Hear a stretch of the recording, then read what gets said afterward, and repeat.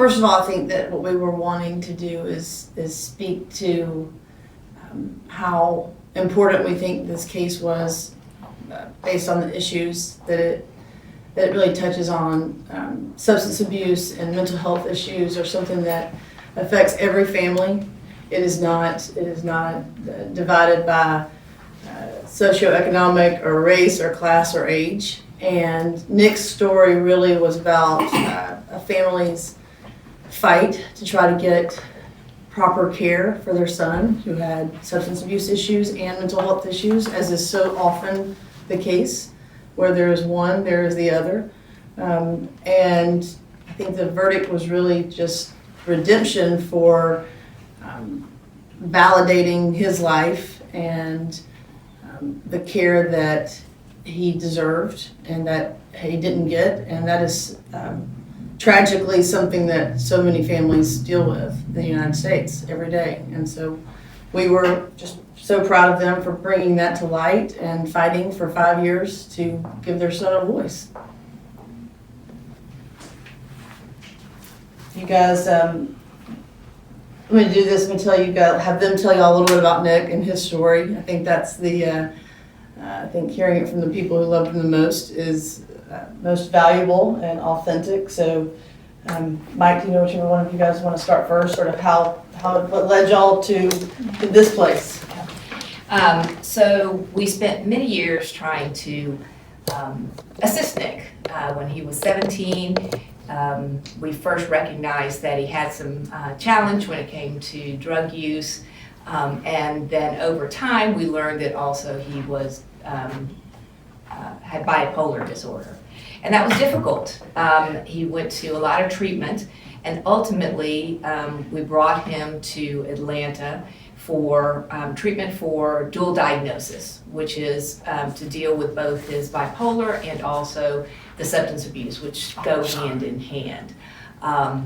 And so that's what led us here. And then the tragedy of his death, we knew from the very beginning that something wasn't right here, that the way that he was treated, the way that he was discharged, the way that his mental health was managed was just not right, and he did not have to die. And so that's when we decided as a couple and as a family to take it further and do some more investigation to figure out what exactly was going on, which led us to to meeting Natalie and to Dax, and ultimately after 5 years getting the story told. So it was a long, arduous process, but one that we are pleased has turned out so well that we can use as a platform going forward. Excuse me. Just to add with what my wife said, we had to file this lawsuit because we weren't getting the answers from the facility, from the healthcare providers. And what sticks out of my mind is after we buried our son and had his funeral, I realized when I got home that we didn't get any sympathy cards. No one from Atlanta came to his funeral. No flowers came from the facility. And I said to my wife, I said, this is extremely strange to me, and there's something not right here. Something must be covered up. So ultimately, we got in touch with Natalie and Dax, and the only way we could get answers subsequently over the next couple months is we had to decide to file a lawsuit in his behalf to understand what happened to him, and more importantly, what didn't happen to him while he was under their care. So it turned out to be a very tragic situation. But as we sit here today, redemption, the message that will go across to the state of Georgia and the United States, insurance companies, the healthcare facilities that provide these services, they have to be accountable. And we hope Nick's name, lives on in that message that needs to be sent. We sat in a courtroom for 17 days. And all the things that we learned that they did wrong, if they just did one or two of those things right, we wouldn't be here. And Nick was a outgoing fun-loving, beautiful, funny, generous person, young man. He cared about other people. He always fought for people's justice. He was athletic his whole life. We spent so many Friday nights in his high school going to football games. He was the starting kicker for his football team in high school for 4 years. He gave the best hugs, I call them Nick hugs now, of any person I know. When he hugged you, you knew it. We miss him, and I can still hear him bounding through the back door with, booming "Mom," coming in, and he is, we're a small family of 4, and now we're 3, and it didn't have to be that way. And so while Mike said it's validating to get this verdict, it is still so sad, because we didn't think it needed to happen 5 years ago. And certainly now it just validates that jury says you are absolutely right. Jess was very close with Nicholas, and she doesn't have the challenges that he had, but certainly they loved each other. And when we decided to tell Nick's story, we started at his service. We started telling the truth and trying to move away from the stigma. And I'll let Jess share as we were trying to put his obituary together 5 years ago. Yeah, not something we ever thought we were going to have to sit down and do, but I remember sitting in my mom's office with her in front of the computer. What do we write? What do we say? And I said, what do we want people to know about Nick? Nick was always champion for the underdog, and so he would never want someone else to go through what he went through or to die like he died. And so that's when we talk a lot about stigma, and Nick struggled with stigma, the mental health stigma, and being open about his struggles with bipolar disorder and even substance abuse at some time. So we sat there long and hard and thought, other people need to know his story so they can get the help they need and deserve, and care they need and deserve to be the best versions of themselves. So we started that day when we wrote that, and I remember when we posted it, the amount of love and Me Too's we got that day was incredible. And even at his service, some of the stories people got up and told Nick's story afterwards when the receiving line came through, folks hugging myself, my mom, my dad, and whispering in their ear, I'm bipolar, I struggle with depression, this is gonna help me get my brother help or my uncle help. So it really just reaffirmed this is the right thing to do, to tell his story, to help other people so it doesn't happen to anyone else. And I think the value too is from understanding that this trial is about championing drug treatment facilities and mental health facilities and how important they are and how precious the lives are that they are treating. And ultimately our goal is, and I think their goal is that these facilities have to recognize how important it is what they're doing, and hold themselves to the same level as physical health care facilities, and not to fall victim to the idea that because it's a person with substance abuse or mental health issues that they don't have to do the same level of care. And I think that was the stigma that they were fighting against and we were fighting against the entire 5 years, is that, yes, this horrible thing happened, but he had substance abuse issues anyway, or he had mental health issues anyway. And that is really what the jury rejected. They rejected that concept of because you struggle, you somehow are deserving of less care. And so that, on the verdict form, they put a 0 under the apportionment of fault to Nick. And I've said that's the most important number on that verdict form, was the 0, because they saw that he was asking for help, he was clean, he was asking to stay. And that was, I think, the most offensive thing that the jury heard. What I think this verdict says very loudly is that individuals like Nick, who suffer from mental illness and substance use disorders, they have great value. And this jury saw that his life had a lot of value. And what I hope people understand, especially those who are dealing with these issues, is your life has value too. And this verdict speaks to that. This jury speaks to that. That getting the right treatment, because these are treatable illnesses, substance use disorders, mental illness are treatable. They're not lethal disorders.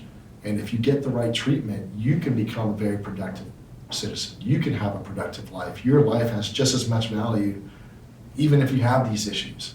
And I think one of the most egregious parts about this case is the lengths to which this particular facility went to hide the truth from this family. They didn't want to answer the hard questions. And not only did they not want to answer the hard questions, they actively tried to deceive this family by doctoring records after the fact, by creating new medical records after the fact, after they found out of Nick's death. They're creating medical records to try to cover up the truth. And so I think that's really what helped us get this verdict. Is this jury did not like the fact that this family couldn't get answers about their loved one. And the answers they were getting were doctored. So if there are two things to learn here, is one, to Natalie's point, facilities, you have an important obligation to treat these folks and to treat them appropriately. And you serve an important part of our society to help these people, but you have to do it honestly and transparently. And when you make a mistake, you have to own it and be accountable for it, and don't try to hide the truth. And if I could add to what Dak said, the facilities out there, they're needed. They're needed in the country, they're needed in the world. But they put up dual diagnosis on their websites to get patients. But in a lot of cases, they don't have the capabilities of dealing with somebody with co-occurring disorders, and the mental illness aspect of it turns out to be overwhelming for them. And then they just punt the patients out into the street, take them off their medications, put them out on the street, and this is a tragic case that happened that's going to wake up the industry. And one of the most disgusting parts for myself and my wife and my daughter through this process, from day one after Nick died, the attempts to devalue the human life because they're dealing with an addiction or dealing with mental illness, it just makes you just sick to your stomach. And the defendants in this case did it up to the last day of trial in front of the jury to just continue to devalue his life. So this verdict and this monetary amount that's been given, it makes everybody's life in the future valuable. Do you guys have any questions? So we've talked for a minute. Real quick, can you, where exactly did you all come from again? We What live city in and state? Huntersville. Huntersville, North Carolina. Huntersville, North Carolina. Yes. If Nick was still here, what do you think he would be saying to you all? He would be saying, "Good for you, Mom and Dad." He would be so proud that we would keep fighting, that he would love Natalie and Dax because they are champions and they're fighters for the underdogs, and he would say, "Job well done." And as a whole, if you can recap, what changes do you feel the whole industry, mental health facilities, rehabs, that they need to make in this country? If I could tackle that first, I'd like to, some very simple changes. If you're dealing with somebody with a mental illness, okay, one person can't discharge them from the facility. One signature's not good enough. There needs to be multiple signatures on that document, including a clinician, including a licensed therapeutic counselor, before the decision's made to put somebody out on the street. And again, in Nick's case, it didn't happen. The doctor didn't even sign off on it. The psychiatrist didn't even know, not that it's an excuse for him, but they didn't even know it was happening. So something very simple like that, require more signatures of authority on a document. And then what happens a lot of times in this industry is patients get transferred from one facility to another, okay? It's very simple. Nick's went to 13 or 14 different facilities over the last 10 years of his life. But every one of those, besides this facility, if they're going to transfer you, they make the patient a proactive part of the decision. And what I mean by that is they will call other facilities that might be a fit for him, and somebody from those facilities would be invited in to sit down with Nick and explain the program to them, for they can feel like they're part of the decision. Once again, that did not happen in this case, but it happens a lot in other cases. But that should be an automatic. Who's the ranking of the people that signed Nick out? You said the doctor, Yeah, let me speak to that. So, was it the nurse or? no, in Georgia and in lots of other states, there is no requirement that a medical doctor sign off on a discharge from a drug treatment facility. That should change. If you have to have a doctor sign out and approve of you leaving an emergency department after a broken arm, then you absolutely should have a doctor or a medical caregiver sign off on discharging a person from a drug treatment facility, especially someone who's got a mental health diagnosis and has been on mental health medications. That's just a very easy, basic change. That the idea that Nick came in from Ridgeview, a place that has a psychiatric hospital, and he came from Ridgeview to Mar. Mar did not, this facility did not even have his prior records from Ridgeview. That's a very simple process, that when you admit someone, make sure you've looked at their records from their prior facility. I mean, there are, and Mike spoke to this, the regulations in the state for restaurants are higher than they are for drug treatment and mental health facilities. And that doesn't make sense. So there are very easy solutions. They're not expensive.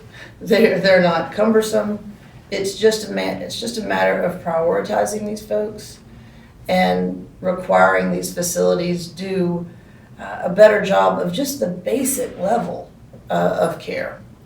And we really want to find the answers for our son, but we also want to make sure that it happens to nobody else. And so Mike and I are involved in advocacy. I work with Mental Health America of Central Carolinas to help get the word out that they do advocacy, that they do education, they do referrals, and we're hopeful that that message spreads across the country, and that now that this verdict has come in, that people pay attention, the insurance companies, the facilities, the psychiatrists, the advocacy groups, all of that will make a big difference, and in Nick's honor. And he would rather be here, but he will be pleased up in heaven knowing that we are doing this in his name.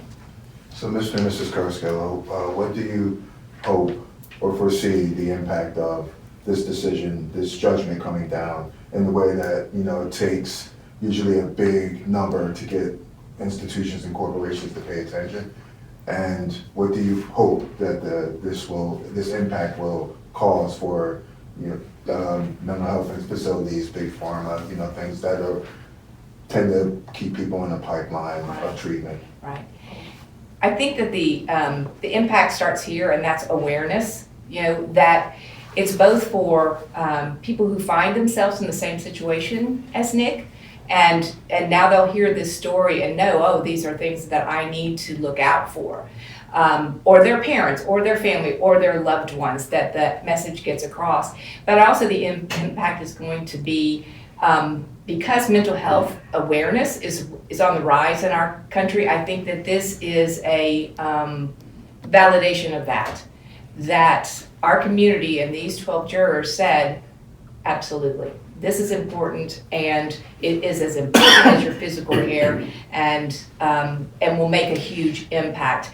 Each state has their own laws when it comes to how to treat mental health. And when we were seeking great care for Nick, we went as far as Philadelphia. We were in Florida. We're in Georgia. We're in North Carolina, looking for those places that are best for him. So the hope is that this word spreads, and everybody takes a look at their own policies to say how are they doing it, and that this judgment impacts and makes people reevaluate the way that they are running their businesses and gives information to individuals who may be suffering. If I could just add to that briefly, I referred to dual diagnosis term earlier and how they say they're going to treat patients. I would ask that the facilities out there today who hear this story, I would ask the insurance companies that insure these facilities to start doing a dual diagnosis on each of you. Start asking the hard questions of each of you. What do you do? What are your policies? What are your procedures? Do you do them? And start doing a check and balance on each one of you first to make sure you're a good match. And the facility's going to do what they say they do, and you're going to insure them in the worst case scenario. And unfortunately, this is going to happen again, and it's going to happen again. But we hope it starts saving lives out there that the people we don't even know today. And just giving the families, just educating some of these families on the questions to ask, the right questions to ask. Because like Mike and Tina said, it's hard to talk about with your family. There's a lot of shame and there's a lot of stigma around it. And I think one of the reasons why their bravery, the impact that will have is that to just start talking to your friends, start talking to your caregivers, and knowing what questions to ask, I think is a huge part of the problem. When things are kept quiet for too long, I think that's where we have our biggest struggles. Anything else that we can do for you guys? No. Anything else we can do for you? We'll be putting this on the air, letting people know about this situation and how you all are raising awareness for this important topic. Yeah. So one of the things that I didn't say that I think is important is, when you talk about shame and stigma, it was, it started with Nick, and he didn't want to be have substance abuse issue, and he didn't want to be bipolar, but he certainly didn't want his family telling anyone else. Closest friends didn't know. Our families, some of our family members didn't know. When Jess was engaged to be married, he said, "Do you think she's telling John?" And I said, "Well, it's going to be around, yeah." And he said, "I hate that." And this is, he was 28 at that point. So it is, that's a big thing that families deal with. And so like Mike said, and Natalie said, if they can just start talking about it, if it opens up the conversation, if someone sees this and says, we're kind of in the same boat, and ask questions. Yeah. Absolutely. I thank you all for being willing to share your story Thank you. like this. I think it will help and impact a lot of I people. hope so. A lot of folks. One thing I wanted to ask is if you all have any photos that you wouldn't mind sharing. Okay, we'd like to share a couple of photos of Nick. We got all that for you. Yeah. Ryan. I understand he has a son. He does. Okay. He does. Photo with him and his son. Family from when he played sports back, in his hometown. Yeah. All of those things so that people can get a look at who he was. Okay. Thank you. Ryan. Any other questions before we wrap it up? Anybody? Maybe one answer in Spanish. What message? Because Hispanics are suffering probably the same, and they might be having other challenges. And they don't know how to speak and what to say and where to go. They probably don't even know they have a chance to do a civil law case. Thank you, Dax. Creo que es importante entender que este veredicto dice que la vida humana tiene valor y que personas que padecen de usar sustancias y de ¿cómo se dice? Problemas mentales como bipolar o esquizofrenia, es importante de entender que esa persona también tiene valor y que es importante empezar a reconocer que esas personas tienen algo que se puede ir a una facilidad y tienen tratamientos para esas cosas. Que no tienes que perder la vida simplemente porque tienes problemas con sustancias o con esas cosas mentales. So, creo que es importante, uno, entender que es importante reconocer cuando tienes esos problemas, uno, y dos, buscar un tratamiento que verdaderamente pueda ayudar el problema que tengas. Si padeces de una enfermedad mental, una enfermedad de sustancias, y si padeces de los dos, que puedas ir a un tratamiento que puedan bregar con las dos cosas a la vez. Eso es bien importante porque si solamente tienes tratamiento por uno y no la otra, no vas a poder recobrar y no vas a poder recuperar y ser una persona productiva. Yo creo que este veredicto, uno dice que esas personas tienen mucho valor y tenemos que reconocer como una sociedad que es importante que en los lugares y las facilidades que proveen este tipo de tratamiento lo provean de una manera que sea adecuada, que sea al nivel más alto y que si no proveen ese tratamiento a ese nivel, que nosotros vamos a buscar maneras de traer esos tipos de casos para que esas personas entiendan que tienen un deber, una obligación para nuestra sociedad y si no lo hacen, lo vamos a encontrar, ¿cómo se dice? Responsable por ese tipo de caso. Gracias, Dax. Gracias a todos. Thank you. What do you say? Thank you guys Thank you. so much. We appreciate it. Thank you. Appreciate it very much. And we'll get you guys the photos.